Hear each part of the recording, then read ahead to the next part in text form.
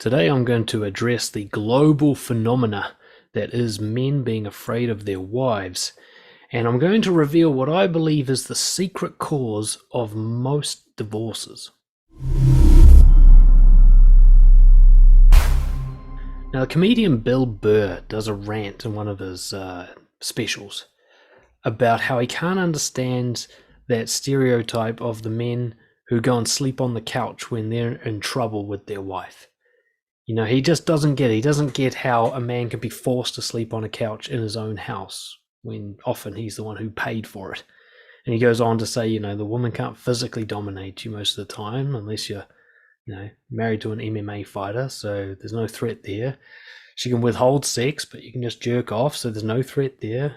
She can be a bit moody, and you can just be like, oh, well, be moody then. So there's no real threat there. He just doesn't get it, because Bill Burr is not a classic nice guy. But nice guys get it. But Bill Burr raises a real question. Why are men afraid of their wives? And why is this so commonplace that we've come to accept it as a normal relationship dynamic? First, we shouldn't beg the question, are men afraid of their wives? The answer is yes. Not all men, of course, but you'll know it because it's a cultural running joke. It's like, oh, the boss tells me I can't do it. That's a classic thing that a husband will say. How he has to always check in. How he has to keep the peace at home. It's not worth the bloody hassle. You know, guys are constantly giving off this image of, I'm basically afraid of my wife. I'm afraid of standing up for myself, saying what I want, doing what I want to do. Now, of course, there are other extremes. There are guys who have no consideration for their wife and just live their own way, and the wife suffers immensely. But I'm not talking about that type of guy today. Today I'm talking about the one who, even if he's joking about it, the truth is he's afraid of his missus. Now, it's not obvious at first why this is happening. In some cases, yes, there is domestic violence, or there are the kind of reactions from the woman that are scary. You know, she might actually harm you or damage property or go out of her way to make your life miserable. But in most cases, the man hasn't even tested it to see if that will happen. He's afraid before he's had any really major negative consequences. And of course, in most cases, women aren't that crazy. So why is this happening? Well, the key is in identifying what I mentioned just now, which is that men don't even test it to see what will happen. Classic nice guy, when he gets into a relationship, quickly loses all assertiveness and all disagreeableness, especially once the relationship is officially established. It happens well before marriage. It's kind of obvious in marriage because that's the longest term relationship. In this way, the guy's been doing this for longer and longer. It escalates. He gets less and less assertive over time until he's a meek little follower. But the fact that he doesn't ever bring it up, the fact that he never makes a stand and never finds out what will happen if he really goes hard on a point, tells us that they're afraid of one of two things, or perhaps both. Either they're afraid that something big and final will happen that's not even worth testing, like you can't test this because it'll be such a devastating impact that you won't be able to repair it. You don't get two goes at this. There will be no second chances. Or it's something that they have come to the conclusion isn't worth testing. They've tested it before in some way, or they believe they have, and they know how it's going to go. They're not going to bother testing it again. The fact that they don't try at all, which I know this, I work with these guys, thousands of them. They don't really ever try to make a stand and keep a position. They don't really test what happens when they say no to being told to sleep on the couch, kind of thing. It's either something big and final or something they're sure won't be worth the effort. Now, in many cases, the big and final thing is abandonment. Okay? Most nice guys are afraid that conflict and disagreement and dislike equals end of the relationship, equals abandonment. I mean, I used to actually think that if I was having an argument with a partner, or if for some reason she didn't want to have sex, that the relationship was over. And quite often I'd create a self-fulfilling prophecy where I was so hangdog about this, disaster, that the relationship would end. She'd be so upset with the way that I handled slight disagreement and dislike that, she would get out of the relationship, which would only validate in my mind that I was right. See, she didn't want to have sex with me last, Thursday, and now we're broken up. Told you. Didn't realize, of course, the way I reacted to her not wanting to have sex is probably the reason we broke up. But nice guys have this idea from childhood trauma that if I am difficult emotionally, other people will withdraw their love, because this was a standard parenting technique that many of us experienced. This is childhood trauma, and if you're a parent, don't fucking do this. Do not withdraw love as a training or discipline technique. Even if you're doing it sort of falsely, like you're pretending to withdraw love to try and encourage the child to behave better, you've got to understand you are completely fucking up that kid when you do that. That kid is going to struggle with relationships for the rest of their life if you do that kind of thing. And a lot of us nice guys experience that, like the punishment we got for behaving badly, which doesn't even mean harmful behavior. It's just behavior that's inconvenient emotionally for the parent. We got the timeout. We got the cold shoulder. We got the, well, we're not going then. We got this kind of like, I'm going to take away love because you've behaved in a way that simply isn't my preference. Right? So guys get into relationships when they're adults and they think, man, if I behave in a way that is non-preferential, if I behave in a way that creates any kind of unpleasant emotion in her, I'm going to lose her forever. Right? And they actually believe that. Even though it might not be like a consciously held belief, like if I fight back, she'll divorce me, though that is the case for many guys. It's more just a sense of resistance or reluctance. It's just kind of like, yeah, not worth it. And they don't really know where the feeling comes from because they haven't dug into that childhood trauma. They're just kind of like, yes, dear, you know, that whole thing, like, yes, dear, just this impulse to agree and just go with it and sense that resistance is getting stronger and back down. They don't even know why they have the impulse. But I'm telling you now, it's childhood trauma, unresolved childhood trauma, to be specific. It often manifests as a pick your battles mentality, that stupid cliche, which I think is just a horrible, harmful cliche that nobody actually interprets correctly. And it can even be as bad as the I'm always wrong narrative. So there are some nice guys that have been so punished for trying to be authentic when they're children and teenagers that they have the assumption that if someone disagrees with them, that's evidence that they must be wrong, right? That other people's reaction to them tells them if they're on track or not. And that kind of nice guy will back down, not because he thinks it's good for the partner, but because he thinks if they're resisting this much, that he must be incorrect. So backing down is actually the noble position. And the pick your battles narrative is interpreted by nice guys as don't fight any battles at all. They use it to make it sound like they're being kind of philosophical. It's like, you know, some things aren't worth it. You got to choose the things that are important. But if you watch their behavior, what you'll see is they don't find anything that's important. They don't find anything to fight for. And it's just a glaze. It's just a mask they use to look noble when they're actually being cowards. And the other main reason that this kind of men being afraid of their wives and that behavior takes place, which often coincides with the first reason I just spoke about, is the foregone conclusion that being assertive definitely will create what they call negativity, negative emotions, bad results, which of course is bad by default, so not worth the effort. They think it's harmful to be assertive. And it's just so not worth trying. Like, why would you like throw money away on something that isn't valuable? Why would you assert yourself if it only harms the relationship? Now, this comes from a belief that leads nice guys often to live the path of least resistance, at least emotionally. The belief is the ideal life.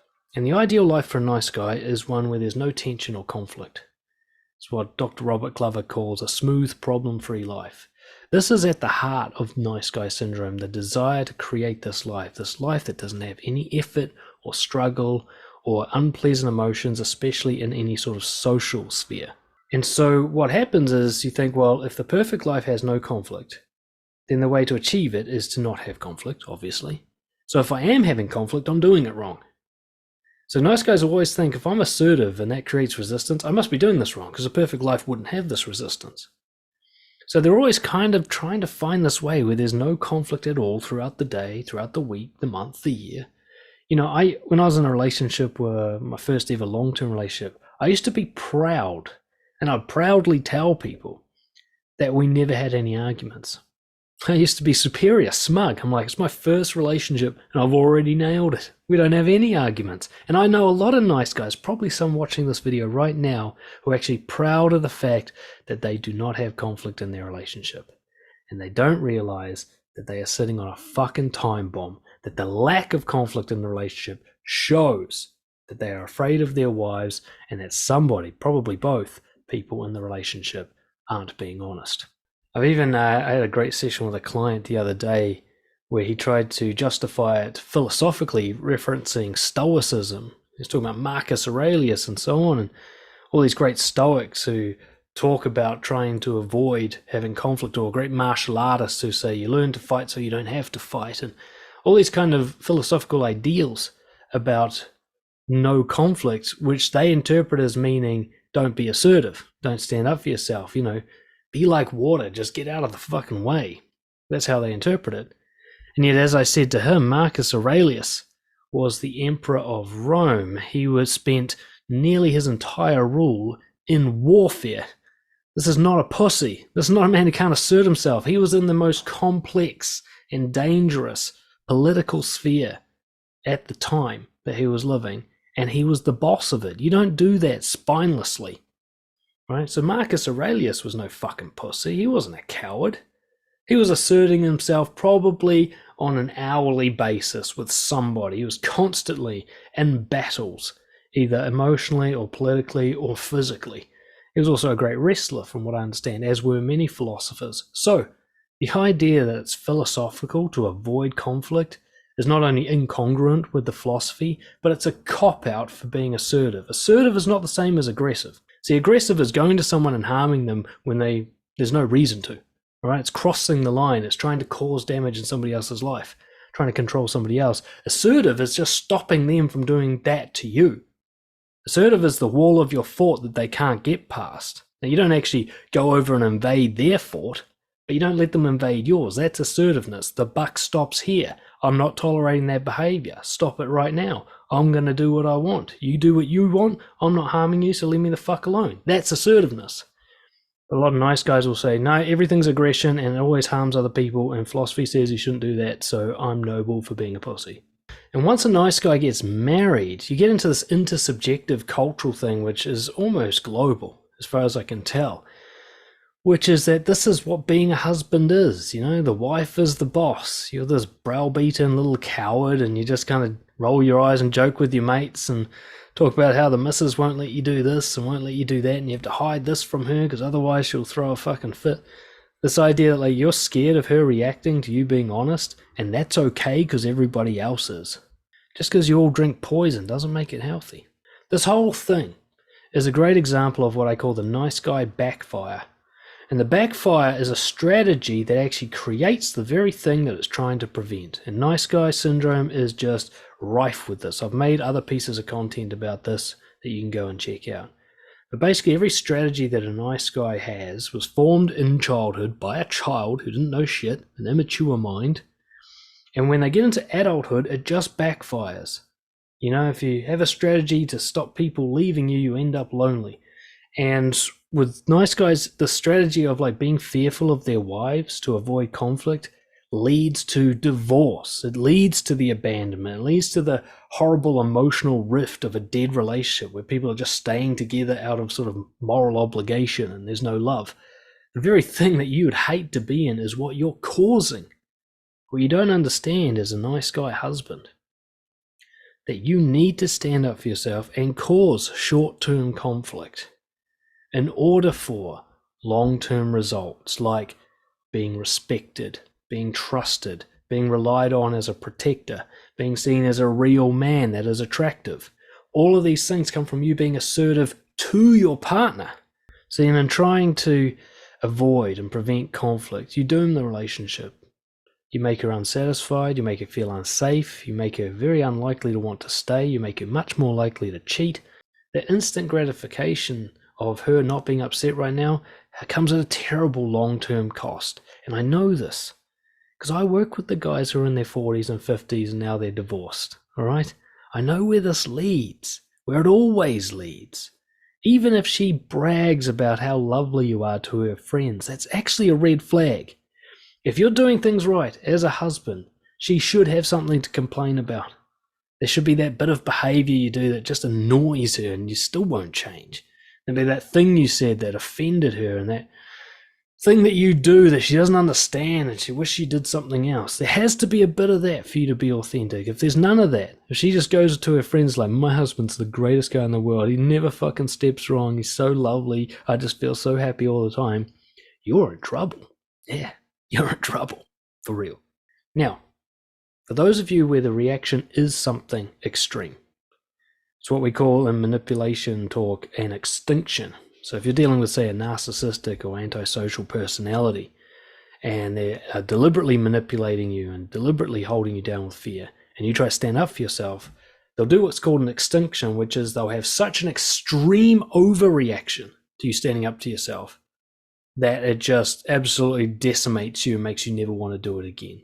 Now, if you find that you being assertive leads to that kind of thing, plates being thrown, threats of divorce, cheating, horrible behavior as an overreaction to you just standing up for yourself, not even trying to change the other person, just standing up for what you believe in, then it's very likely that you are in a totally toxic relationship and the other person you're with is, at least right now, very unwell and the relationship needs to end. Now, when you first start asserting yourself after many years or perhaps decades of never doing it, yeah, you're going to get a bad reaction, right? She's used to this little house cat and suddenly she's got herself a Rottweiler. She's going to fight back. She's also going to fight back partly out of the hope that this is real. It's a thing that wives do with husbands when they start standing up for themselves is they push back to see if he stays strong. Might look negative, that fight back, but what she's actually hoping you'll do is hold your ground so that she can finally see, oh my God, my husband finally has a spine. Because one of the greatest pieces of wisdom I ever heard from a man about relationships, and has held me in good stead ever since, if you stand up to her, she'll know that you can stand up for her. The fight starts at home. Now, I mean this, even if it's not with me, get coaching. All right, your relationship will not survive you being this nice guy, will not survive you being afraid of your partner. All right, it might look good now, it might seem to be working, but the bomb is ticking away, and you don't want it to go off so late that you're just, you're elderly and you can't do anything about it. You can't repair this. You can do this now. You can either end this relationship and then have better ones in the future, or you can take this relationship, which might actually have a lot of good elements to it, and make it great by adding assertiveness. I can help you do that, dan@brojo.org, or you can find someone else who can. But whatever you do, do not keep being afraid of your wife.